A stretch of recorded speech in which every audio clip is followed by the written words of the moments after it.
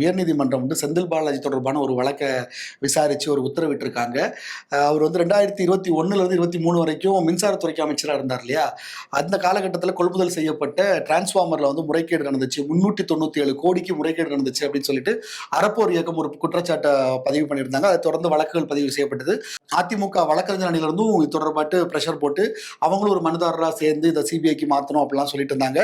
இன்னைக்கு அந்த வழக்கினுடைய விசாரணையில இந்த வழக்கை சிபிஐக்கு மாத்துங்கப்பா, சிபிஐ விசாரிக்கட்டும், லஞ்ச ஒழிப்புத்துறை வந்து உடனடியாக டேட்டாஸ் எல்லாத்தையுமே 2 வார அவகாசத்தில் இவங்களுக்கு கொடுத்துருங்க, சிபிஐ கொடுத்துருங்க. தமிழ்நாடு மின்சார ஒழுங்குமுறை வாரியமும் சரி, தமிழக அரசும் சரி, லஞ்ச ஒழிப்புத்துறையும் சரி முறையான ஒத்துழைப்பை வழங்கணும் அப்படின்னு ஜட்ஜி சொல்லியிருக்காரு. இதெல்லாம் சொல்லி முடிச்சுட்டு கடைசியாக ஒரு பாயிண்ட்டை சொல்றாரு. இப்படி நான் ஒரு உத்தரவு கொடுக்கறதன் மூலமாட்டு இது என்னமோ செந்தில் பாலாஜிக்கு எதிரான ஒரு தீர்ப்பு, ஒரு தனிநபருக்கு எதிரான ஒரு தீர்ப்பு அப்படிலாம் கிடையாது. ஒரு நியாயமான விசாரணை அமைப்பு மூலமா இது நடக்கணும். அதாவது தமிழக அரசு தொடர்பான ஒரு அமைச்சர் தொடர்பான வழக்கு தமிழக அரசுல இருக்கக்கூடிய லஞ்ச ஒழிப்புத்துறையை விசாரிக்கிறத விட சிபிஐ விசாரிக்கட்டுமே அப்படிங்கிறது ஒரு நோக்கத்துல மட்டும்தான் கொடுத்திருக்கேங்கிறதை தெளிவுபடுத்திருக்காரு. ஆமா, சிபிஐ நியாயமான அமைப்பு இல்ல. ஆமா, அதை நம்ம பதிவு பண்ணி ஆகணும் இல்லையா? அவங்க அரசியலுக்காக எதையும் பயன்படுத்த மாட்டாங்க. ஏன்ப்பா சொல்றீங்க? அதோட முடிச்சுப்பா.